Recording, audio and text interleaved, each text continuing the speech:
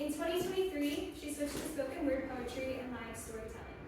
She's won 2 poetry slams, has been invited to 3 curated true story showcases. Her one-woman show, Alisha's Light, is in development for the 2025 San Diego International Fringe Festival. This first Friday performance will be a preview of her show. Alisha's Light takes the audience on a journey into the heart and mind as a middle-aged storyteller as she navigates her first year living authentically. Through poetry and spoken word narrative, you will experience a transformation that goes well beyond Alisha's gender transition. Please welcome Alisha.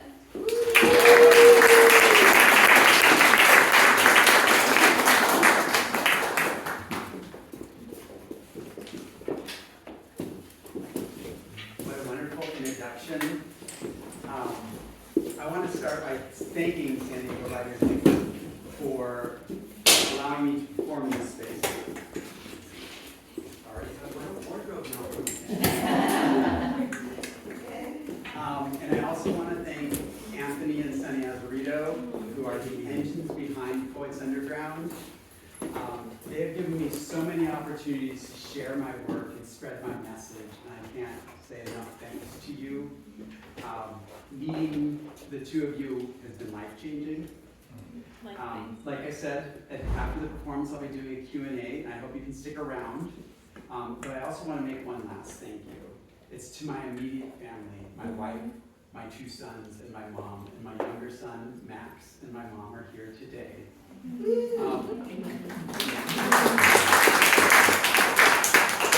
Alicia's light, my light, would not be as bright if it weren't for their loving support. Sometimes life changes with one small decision. For me, it was a decision to seek a little bit of happiness. My first poem is never about the one thing.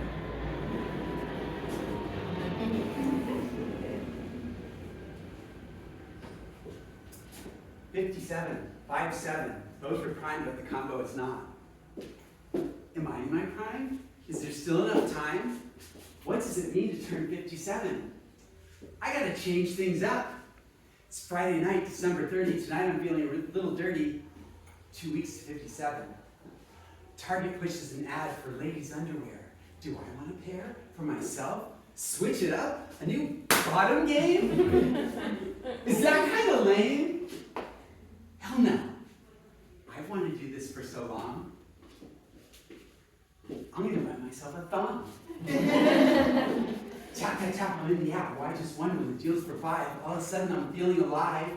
Such a rush for just 15 bills. Could this be the start of some feminine thrills? Tomorrow I'll know if all this feels wrong. Tonight I'm excited. I just bought 5 thongs. I thought that purchase would lead me on a new journey to explore an old kink for ladies' lingerie. I've always loved the look of lingerie, peeping in catalogs since my teens. What does this mean? Can I finally admit I want to dress up my curves? Get over the nerves, let myself be the sexy object of my desire? My kink no longer repressed. Will I get obsessed with garters and corsets and tight black fishnets, wear satin and lace and make up my face in my personal space for only me to enjoy? Tonight, in Epiphany, I realize that wearing lingerie will limit her need to emerge, this trans femme persona who's on the verge of something much bigger than my bedroom. Enter Alisha, who is singularly keen on buying dresses and tights to be worn and be seen. I relinquish my privacy for her feminine supremacy to give her agency to determine what's best for me. This is not about kink, it's more about pink, t-shirts and shoes. Listen, here's the news. 3 weeks on this journey, I'm out to the world. Part masculine girl, part feminine boy. Either way, there's great joy. 4 weeks in, she's switching out my polo shirts for blouses and skirts, and I love the new feel that my shoes all have heels. Some purchased on Amazon so I can dress like the Amazon warrior I was meant to be. Alisha is radiant, happy, and free. This is all about clothing, makeup, and hair. Thoughts bubble up, and I'm no longer scared. I look in the mirror, and WTF? I see MTF, and I'm loving it. Alisha unleashed on a race to reveal my true feminine self. This is oh so surreal. Yet these intense feelings, I cannot fight. Instead, I choose to run towards the light. 6 weeks in, I've yet to buy a garter or a camisole. But these feelings are strong, rocking my soul. I am transgender, I can no longer deny. To come out at this time, I still don't know why. With clarity, one thing's for sure. It was never about the laundry.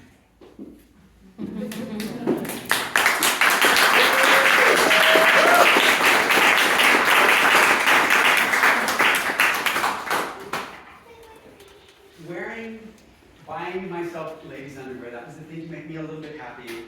Wearing out was just the tip of the iceberg. A week in, I already knew this was going to be something bigger. Thoughts and feelings were bubbling up like they never had before. I'll admit I had tried on my wife's lingerie over the years and had a little cake for that. And I knew I had to tell my wife. There was no doubt about it. I didn't want this wedge to get bigger. She was a little bit shocked when I came out, especially when I said I wanted to start wearing women's clothes. But she sat, we talked, and finally she said, stay here, I'll be right back. And she came back from the bedroom with a dress for me to try on. Gateway drug to gender euphoria. It was this mint-green dress, it was amazing. The same night, I came out to my two sons. My younger son lives in town, my older son is still in San Francisco, so I called him on the phone, and the first thing my older son Ian said was, you got to come up to San Francisco, and we have to have a queer out weekend. And then me and Max had several conversations, maybe not starting that night, but just over the next several weeks about what all this meant. And he had a lot of friends when he was at San Diego State who identified as queer in various, trans, non-binary. My mom was a little bit different. She was a little protective. When I first came out to her, I just said I was wearing women's clothes, but I'm not sure if it's going to go farther, and she was worried about my marriage more than anything else. And then when I told her I was transgender, about 3 weeks later, it's about 6 weeks into the journey, I'm about to go up to San Francisco for that fun weekend, and she says, you don't want to do that. And the mama bear instincts came out. And she wanted to make sure that I wasn't going to sacrifice my health and safety, my employment. That was sort of what was on the top of her mind. And I just shut down the conversation.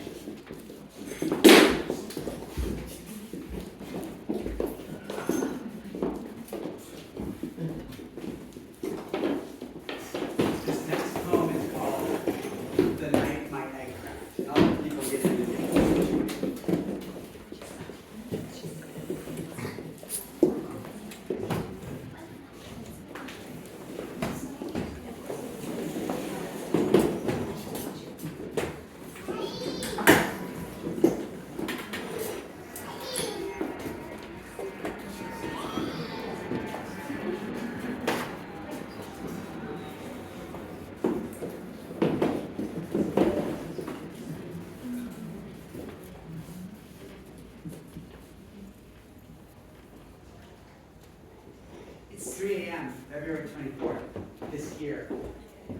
I'm 45 days into a journey I didn't know I was meant to take. It's an ungodly hour and I'm still wide awake. Closed down the bars, went back to my hotel. I should be off to bed, but oh, what the hell? Away from my wife, I'm standing before this beautiful woman whom I didn't know I was meant to meet. Oh, I know what you're thinking. This guy's just another cheat. 4-inch wedge heels, fell on the floor, her Ferragamo clutch placed near the door. I take a look in the mirror and I feel my heart race. That angelic hair, that beautiful face. I'm enthralled by her sultry voice. strained from talking over the barroom cacophony all night long. I'm enamored with her colorful choice of a purple dress and white pearls, too elegant for this small, ill-lit room. I'm enraptured by her radiant smile, outlined by faded lipstick and energizing the air. I'm entranced by her elegant style as her eyes lock in an unending stare. If this sounds like adultery, the tale gets more sultry. I declare, I never want this night to end. Please think about your wife. Does you imagine this strife? Some actions you just can't defend. Yet I'm in the room alone with just an image on my phone. You think she's an imaginary friend. You couldn't be farther from the truth. There's nothing sordid about this moment. She's real, her presence intense. Through the first 45 days of courtship, I've only caught glimpses of her. But today I shed all pretense. This beautiful she is a transformation of me, who's been in my soul all along. As I let her reign free, I'm now meant to be feminine, prideful, and strong. This day started with a makeover, the night ends with a do-over of a life that's lived 57 years in one incarnation. Moreover, tonight my egg cracked, and I can never go back, because I have some new information. Alisha's outward beauty exceeds my expectation, but doesn't come close to matching the inner life she's graced upon me these past 6 weeks. I'm not just coming out female, I'm coming out happy. I'm filled with self-love. I fill others with joy. I'm radiant with pride. So come along for the ride as I'm building a better me, whose pronouns are her, hers, and she.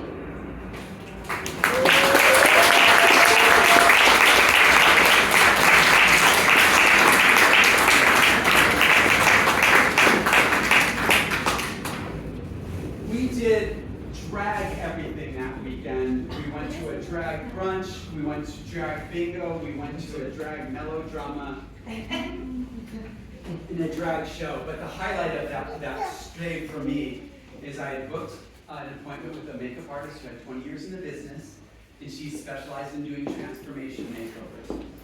And I got the clean package, 3 outfit changes and touch-up makeup in between. My son Ian was there to document the whole thing with photographs from the moment that I sat in the chair and then like these, as I was transforming. We went bar hopping in the Castro district all night long, closed down the bars, literally, and I got back to my hotel room at 2:15 in the morning. And I walked in, there was a full-length mirror, and I looked at myself, and I realized I had to take off the makeup and just started weeping. I didn't want to see her, me, go away, because I didn't know how long it would take for me to get the skills to look that beautiful again. It might be months or even years.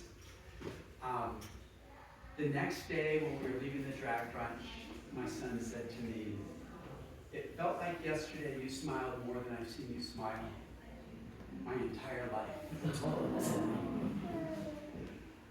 I had seen my future self and wanted to get to transition as quickly as possible, and I realized that things that were bringing me joy at that point, I started referring to them as running towards the light. Move a couple months forward, we get to April. April was a big month. My wife and I decided to get separated. She just felt like the life she knew was just falling apart as she knew it, and she needed some space, and I understood that. But she was very specific. She said, "You be you. I'm not slowing you down from any of this. You need to be yourself." My mom started coming around. She was in a rehab nursing home for a while, and I came and started sharing my poems with her, and she started seeing that light. And then I socially transitioned at work right around mid-April. It started with my email and my profile picture changing, and then I just started showing to meetings, and finally I showed up to an in-person meeting that was being held in person for the first time in 4 years, like post-COVID. And suddenly I'm Alisha, reintroducing myself to a room full of people, and it just felt amazing. But the thing that was on my mind was, am I passing? Time is passing, passing, passing. So slowly, I think I can watch the growing grass. And I wonder, what does it mean to pass? Time is passing, passing, passing. For years I've passed time, day by day. Too much work and not much play. Passing months, passing hours. Feeling listless, unempowered. Pessimism made me sour, eschewing sunsets and fragrant flowers. All this privilege, yet often mad. Income and assets don't stave off sad. Not depressed, but feeling drab. And all along, time was passing, passing, passing. I've lived my whole life as one big lie. I was always a girl, but presented as a guy. Now I'm ready to come out. In fact, I'm ready to shout. I'm a beautiful, vibrant woman. Yet as I walk about, others make me doubt. If I'm passing, passing, passing. You're a girl with a beard. Isn't that kind of weird? Your voice is a bass. It doesn't match your made-up face. Your boobs are fake. You've got no hips, and without Botox in your lips, how can you be passing, passing, passing? My brothers and sisters, does passing mean perfection? Because after reflection, I see an infection caused by the intersection of cishet norms and cultural storms, whence the toxin forms in our brains that we are not good enough.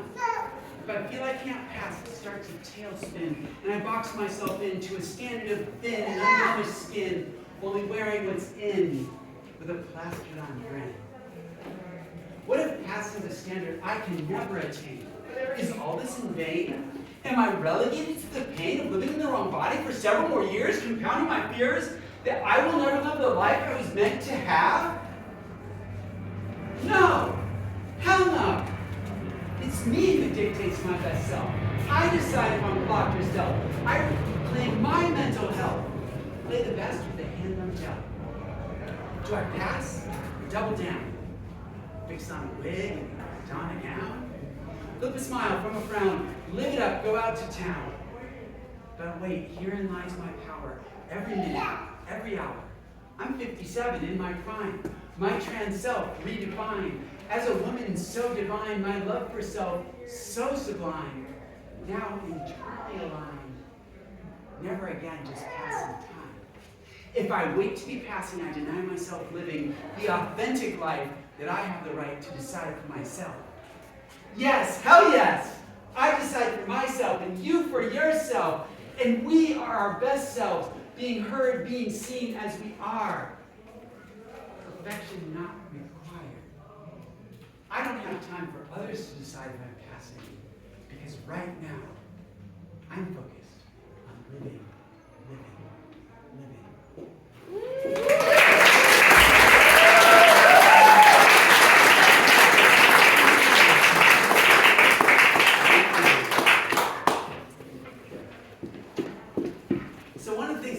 Early in transition is I found Reddit. I've never been on Reddit. Reddit, as everyone knows, is the Wild West for everything. But in the trans forums, there were all sorts of them. Lots of good info and people talking about things, but also a ton of hysteria. Because at that point in time, I'm gonna hit myself. Let me back up.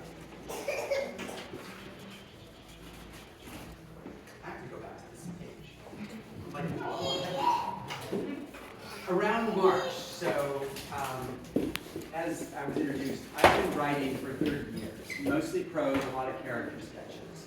Around March, all of a sudden, I took some journal entries and started turning them into poems. And I also had never shared beyond my family and close friends any of them. Too afraid to do that. Everyone said it's really good, it's brilliant, you need to get published, and I never wanted to. I had total fear of rejection. All of a sudden, I didn't just start writing poetry, I wanted to perform it, and so I found the San Diego Poetry Slam, a judged competition to do my poetry. Poem Passing was my very first poem that I performed at a slam, and I made it. I got enough points to make it to the second round, and that felt intoxicating, and I knew I wanted more. And that's when I would say the transformation started. This was no longer just a gender transition. This was everything in my life. I was just moving in directions, again, following the light. I am astounded still that one of the very first poems that I submitted for publication not only got published, but Poets Underground selected it as their feature poem for their second anthology, Volume 2, Still Here. And it was a prize-winning poem, but more importantly, it opened up so many doors and opportunities for me to headline and perform. And I've become the performer I am because of that opportunity. I also started talking poetry with some of my coworkers. One of whom is here. And one day we were talking, and I said something like, "How do you address me when I'm wearing a dress?" And they both said, "That sounds like a slam poem." When I'm wearing a dress, how do you address me? The world's changed. I know it's strange. When I'm wearing a dress, do you address me as a she? It's a personal choice. Some conform, others go freeform, but leave your opinions unformed on something that's personal to me. When I wear a dress, I want to be addressed by the pronouns I have chosen, not by your opinions or your prejudices, not by your political slants or your sideways glance, again judging me when all I'm trying to do is my best. When I wear a dress, I invest in myself, the respect I deserve as the gender I'm meant to be. Does that make you less free? Because in America, if I impinge on your freedom, that might be a crime. Yet here in my dress, I'm the oppressed, not you. Is this about the bathrooms? Because your mind will be blown. If you've ever flown, you've been using gender-neutral bathrooms for ages. And yet you rage. Is that job your job? Well, here's the flaw. When I gotta pee, I'm not really free to decide where I go. I freeze in my tracks. And I do all the math, and I have to fear wrath just to do a simple biological task. I build up my gumption and head for a stall and make the right call. Will this choice be my fall because you have the gall to ridicule me every time I go pee? How will you address me when I'm wearing a dress?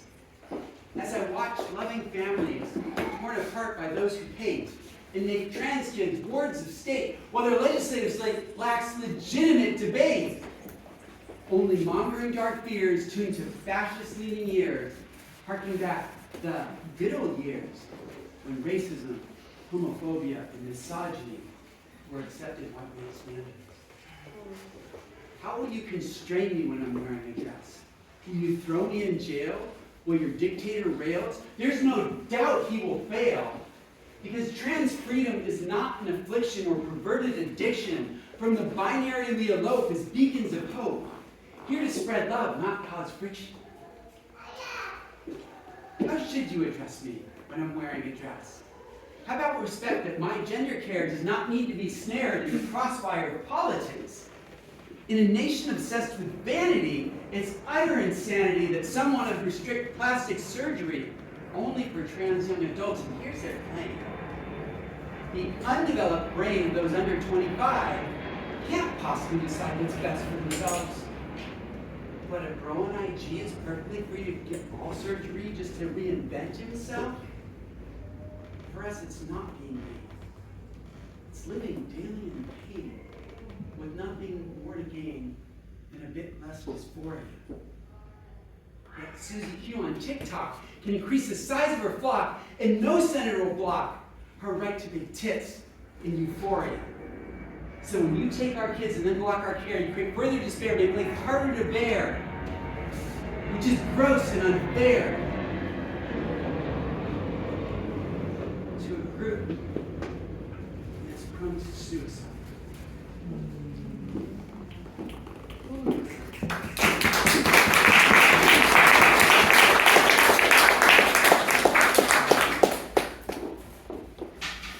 Now we talk about red.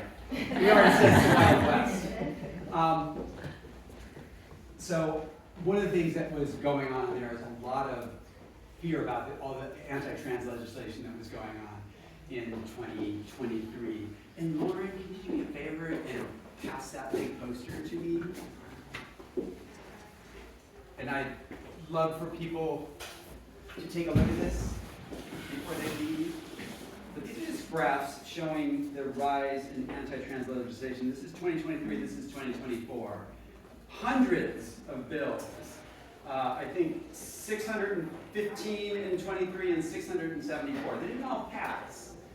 And there's a very deliberate meaning to having a red cross in the middle. Again, please support your trans friends and community members. We need it now.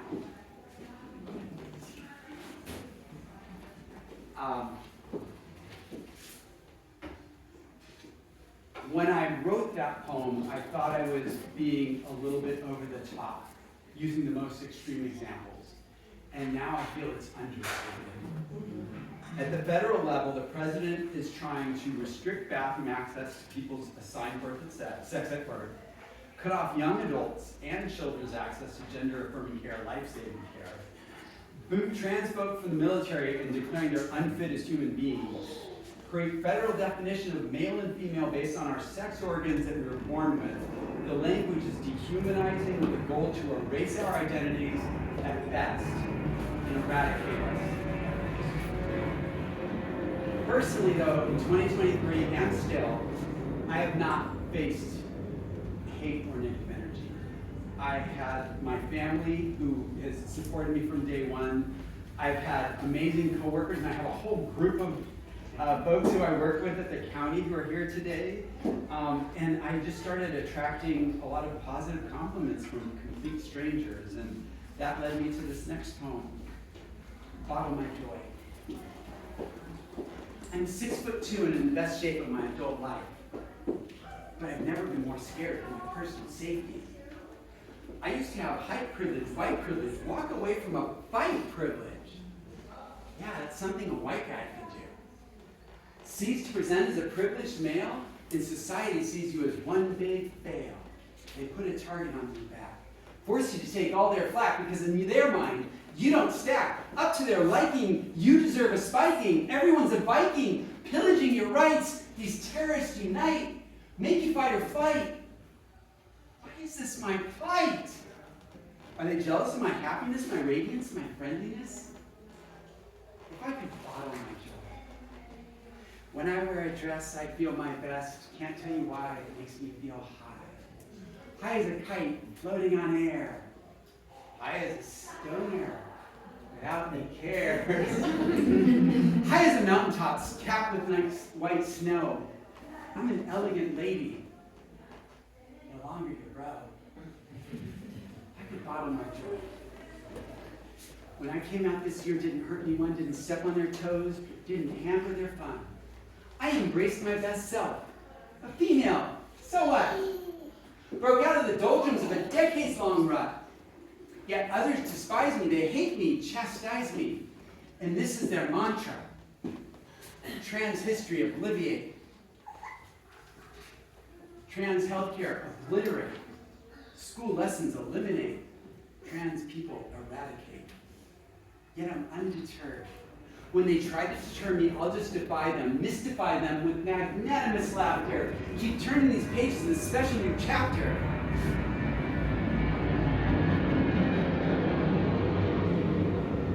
Because I see life as fleeting, and I keep on speeding toward this luminous light every day, every night, my end goal in sight.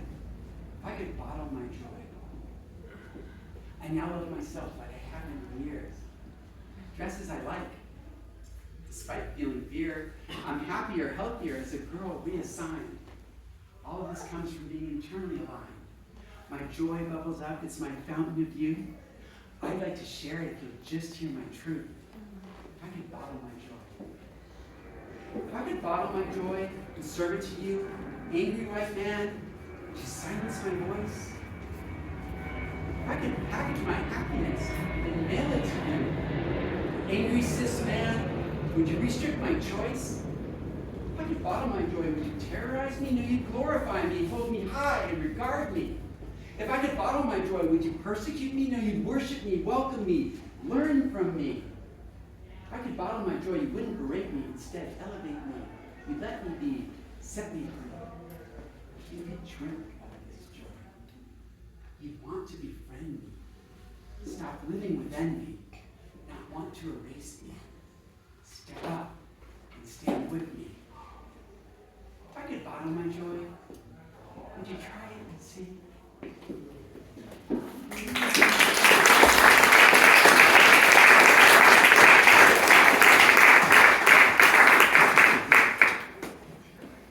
I had been working on that poem in June of 2023, and simultaneously that was a point in time where my wife was okay with me coming out to lots of old friends and family. As I came out at work, she didn't really know them, so it was kind of like, it's like who she didn't know she wasn't concerned about, but she was concerned about like close relatives. So I set up a bunch of Zoom calls, phone calls, and hadn't asked me anything format. And some of those calls went hours. And just, my old neighbor in Michigan, just question after question. For a lot of my friends, given my age and sort of how society was and is, I was the first trans person that they got to actually have a lot of interaction with and be able to ask questions. And one thing that nearly everyone commented on, obviously only if they were seeing me on video did they say I looked radiant, but everyone commented on my joy. A special thing happened in July. My mom came and saw me perform at the San Diego Poetry Slam. It was my second time performing there. And I opened with the second poem I did tonight, The Night My Egg Cracked. And she got to see me up on stage, just beaming with joy, wearing that purple dress and white pearls, by the way, and the big wig that I had from San Francisco. And then the audience erupted when I was done, and she got to experience that, and we had a great conversation on the car ride home. And it was shortly thereafter that she started calling me Alisha. Being so joyful as I was learning about this performance persona gave me the energy to free up and explore some difficult parts in my life. Among other things, I explored an episode in my childhood that I had never fully resolved. This poem is Predator's Prey.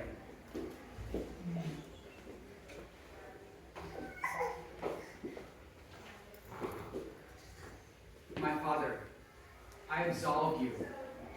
But why did you befriend him? You couldn't have known. Predator's prey. Holy Father, who art in heaven, I revere you. Why do you create them? Evil to the bone.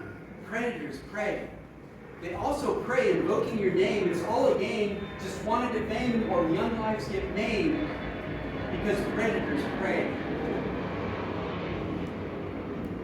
My father, I just wanted to protect you. You couldn't have known how predators prey, but that doesn't stop me going back to the day when the two of you met, his evil plan set. If I could be in that room, see him starting to groom you, this man who knew nothing but love, wore his heart on his sleeve, who would never believe another human would thieve his younger son's childhood. Yet predators prey. Yet predators prey, and what would I say to push you away from his presence? Would I tell you he'll played me all of my life?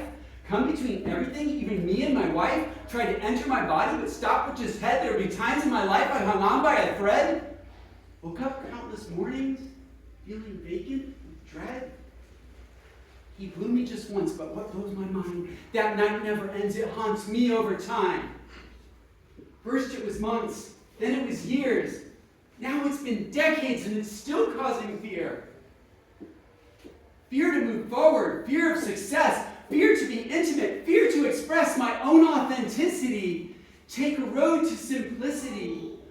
Fail to see your complicity in setting me up as that predator's prey.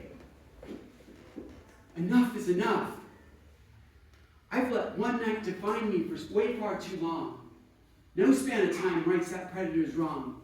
If I let myself go there, it's that old siren song that holds me back, Back to that day, back to that night, back to that choice. Do I fight or flight?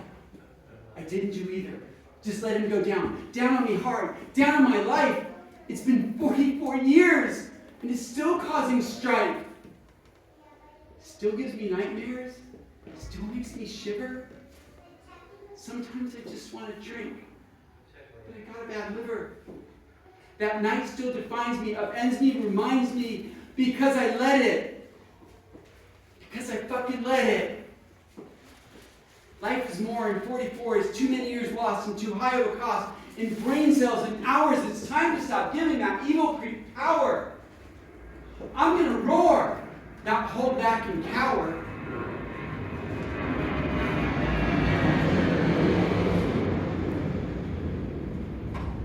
Your roar makes you wonder, what does that mean? I confess, I was raped at the age of 13. In front of this crowd, I shouted out loud, still standing proud, my dark secret avowed. It wasn't my choice, because predators prey. I'll no longer keep quiet till all predators pay.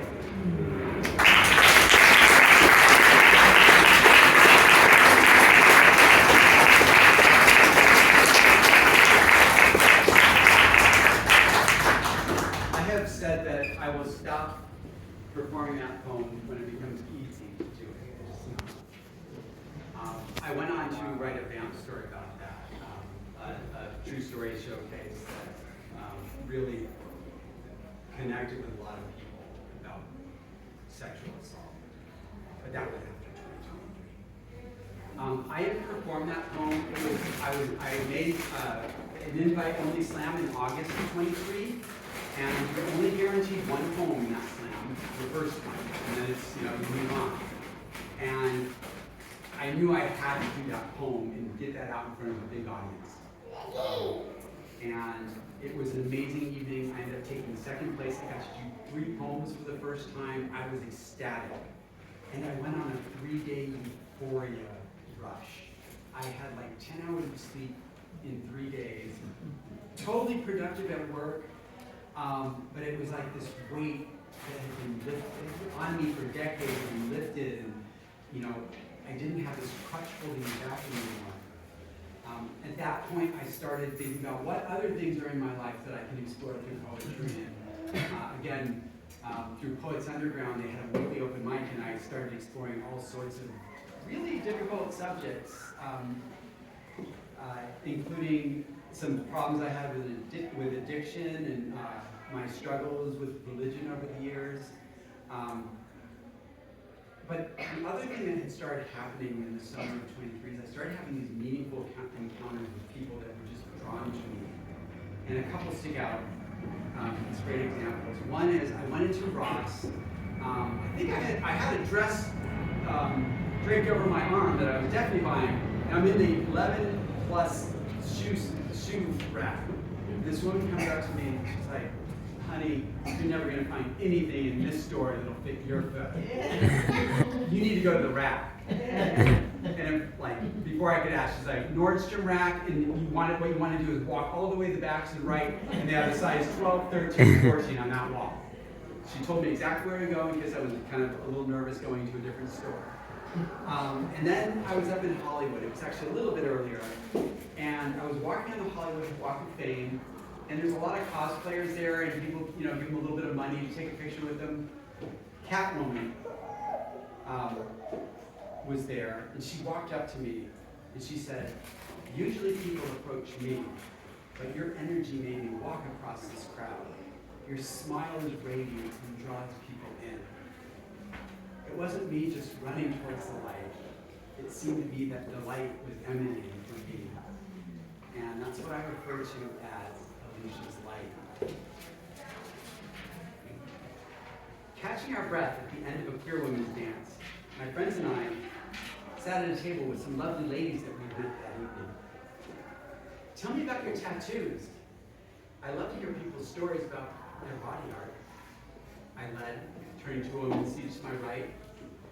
She wore glasses and a vivacious smile. Her fingers instinctively slid over the ink as she explained how the vibrant butterflies signified beauty, change, and metamorphosis. I wanted them big enough so they could cover up a lot of scars. Someday I'll finish the sleeve. Self-harm? I noted to myself. What can you tell me about the other arm? One large piece, starting inside of her elbow and stretching 4 to 5 inches down towards her wrist. This one I got when I was having a rough time. Having a rough time again. She rubbed the ink and reflected. I've been looking at it a lot lately. Without hesitation, I clenched her hand, walked my fingers over hers, looked at her directly. Do you want to talk about what's going wrong? No hesitation. The volume in her voice strengthened. Feeling confident and connected, she shared more personal details. Maintaining eye contact, just listening. She explained how she had struggled to come out for years, and this year she finally accepted herself. Her smile broadened with self-admiration. I asked kindly, were the scars from self-harm as you were struggling with your true identity? She nodded in affirmation. She asked if we could hug. I readily obliged, a warm smile stretching across my face. She felt heard. She felt safe. She felt Alisha's light.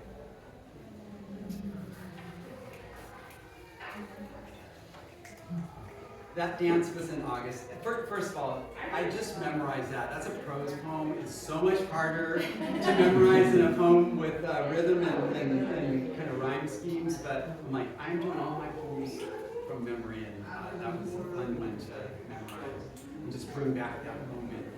The dance was in August, and about 10 days later, less than 2 weeks later, was my first headline for Poets Underground.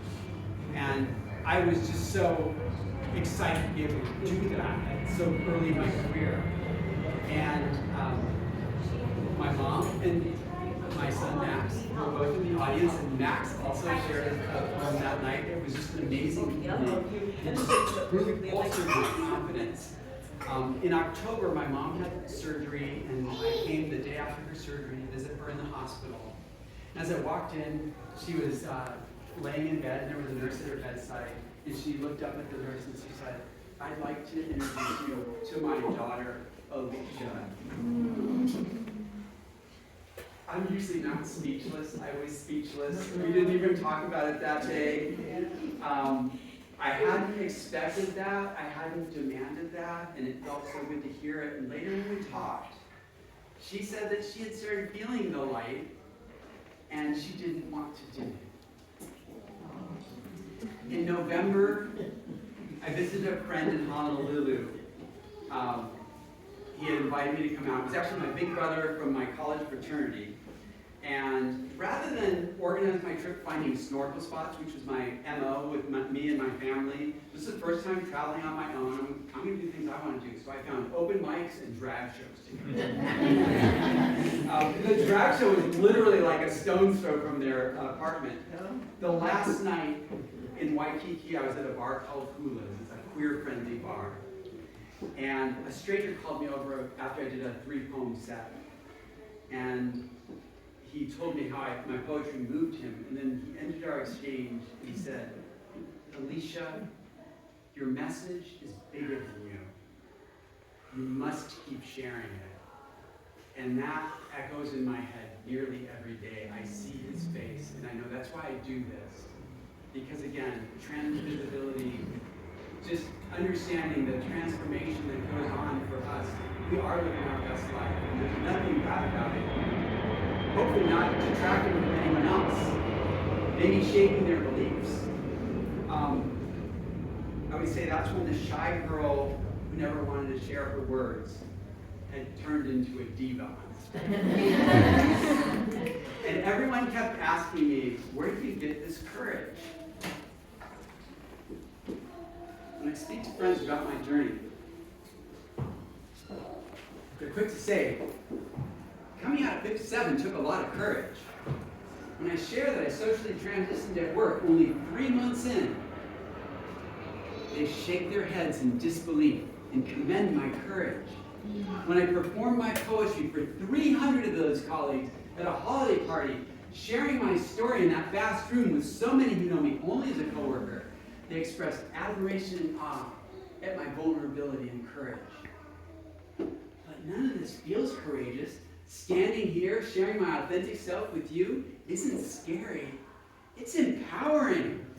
What takes courage is to step out of routine, to embrace discomfort and potential chaos. That guy who on New Year's Eve 2022 unabashedly entered Target and bought himself 5 pairs of ladies' underwear with a resolution to seek a little bit of happiness, that took some courage. Because it takes courage to pursue genuine happiness, especially when you realize it doesn't always come in small doses. Sometimes you're forced to drink from the fire hose. On some level that night, I knew I was awakening an urge that had slumbered for years, relighting a spark, confronting my fears, warding off shame and regret that could smother the flames, standing ready to take all the blame for igniting a powder keg that simultaneously blew up a 4 decades-long relationship and settled the ashes into a journey of self-love and acceptance. Shame be damned. That took some motherfucking courage.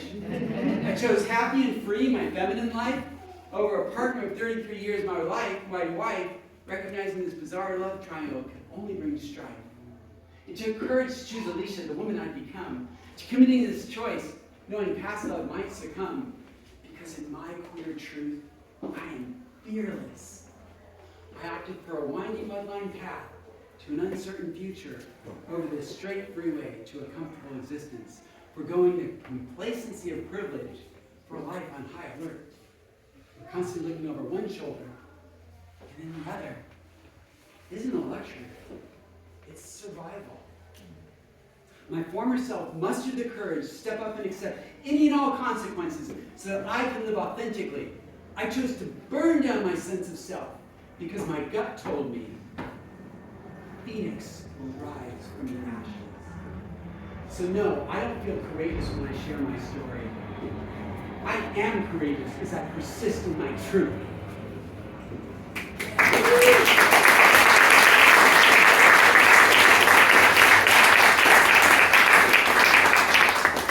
Performing in front of 300 colleagues and reintroducing myself to dozens of people who I work remotely. So I don't see too many people in person anymore, my former coworkers that were in the office. And it was such a gender-affirming day to have them experience the new me in person. The stage was extremely challenging because there were people about 240 degrees, because I was kind of forward and they were kind of behind me. And I kept the entire room wrapped for 10 minutes. I did 2 poems and some narration, and just made eye contact throughout the room. And it was such a moment for me to realize how I could command a large audience and start seeking out bigger opportunities to perform. But right now I want to go back to a line from my very first poem. I said, 3 weeks on this journey, I'm out to the world. 3 weeks into my transition was January 22nd of 2023. My father passed away on January 22nd, 2009, and every year I go to the beach and I just think about him and just remember all the fond memories we had together at the beach. That was my favorite place to go with my dad. On January 22nd, 2024, I was on a mission. I wanted to return to the beach, dance on the shoreline, and eradicate a lot of the negative energy that had been in my mind, having done that poem, The Predator's Prey, where I feel like there's a lot of blame I've directed at my dad. This last poem is called Daddy-Daughter Dance. It's January 22nd, 2024. The wettest January day in San Diego history. The wipers rhythmically clear my windshield. Barreling down the freeway, fighting the deluge, I race the sunset, undeterred. Thankfully, as I pull up to the boardwalk's edge, the torrent wanes. Wielding my pink umbrella, I I exit the car. My black dress clings to my shins as I forge against the fierce onshore flow. Today, nobody else cared to show for this daddy-daughter dance, opting for better weather or a venue less exposed. Suede boots towing the water's edge, I intently scan west. No sun, just gray, a thick cloud hedge. Our annual beach soiree to commemorate that awful day when you pass without warning and I've never stopped mourning won't be rattled by rain. A patch clears, a distinct glow illuminates the horizon, allaying my fears. My back to the water, umbrella open, breaking the wind, I pry the phone from my pocket. Unchained melody plays, hips sway, long lost memories of my mind replay. It's 1990, my wedding day, you and Grandma waltzing together, effortlessly. Will this be our special day? Leading into the wind, I hear you say, may I have this dance? For 3 minutes and 34 seconds you are there, watching as the wind whips my wispy hair. I reintroduce myself as the beautiful, confident daughter you were always meant to see. Your smile radiates pride, and despite the biting breeze, I feel the warmth of your presence. 15 years to the day that I lost you, I'm alarmed that the memories of us together have been fading. Today I finally understand. If I hold tight to the past, I don't let myself see the duet you and I were always destined to be. Father and daughter slowly swaying, holding hands, gracefully waltzing on rain-compacted sand. Sung over, wet drops on my ear. Looking up, I'm surprised there's no rain, yet tears of joy, grief, and pain have launched in the breeze from my wind-numbed cheeks. You're gone again. I feel alive, like I haven't in weeks, months, decades. 58 years in, 15 years late to the ballroom, life offers no guarantee. This I know, Dad. From this day forward, you and your daughter will share an annual dance, together for eternity.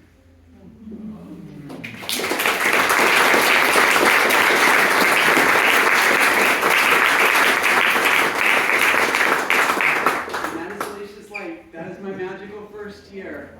From December 22nd, 2022 to January 22nd, 2024.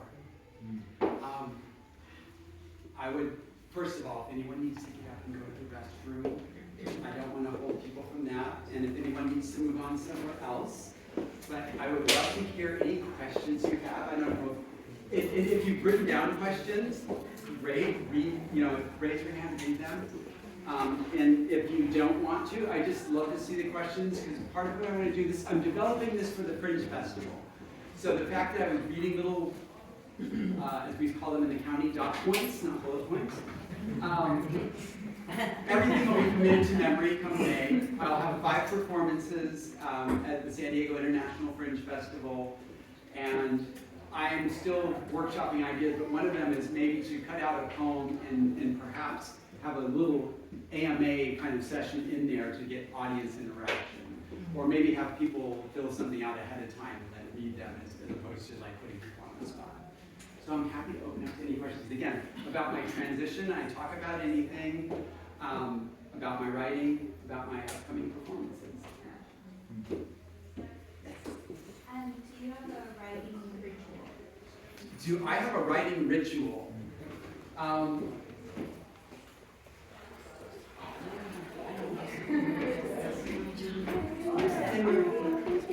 Here. Oh, that'd be great.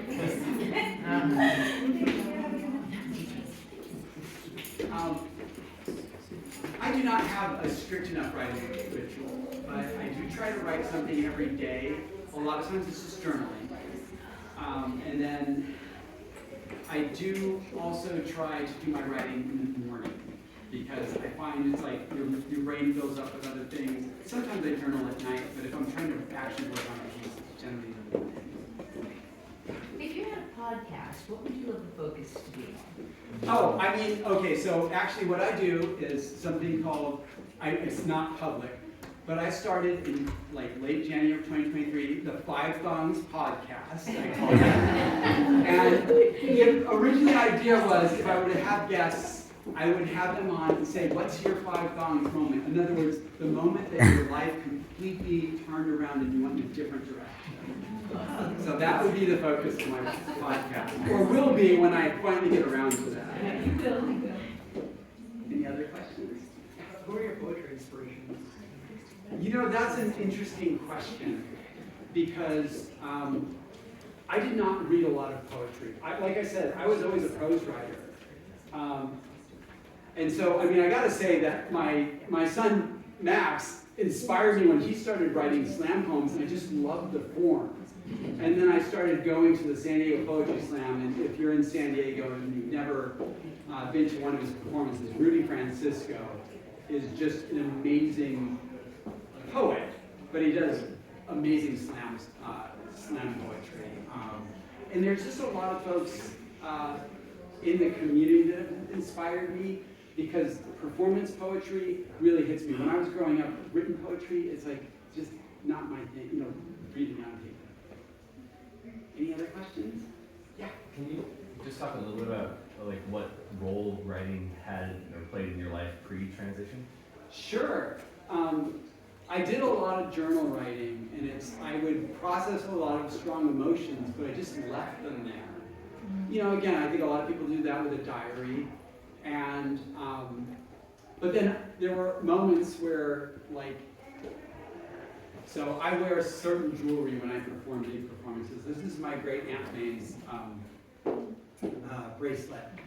And for her 75th birthday, her sons and daughters wanted to put together a special book with people's memories of her while she was still alive. It's like tributes to her, I guess, when you're alive.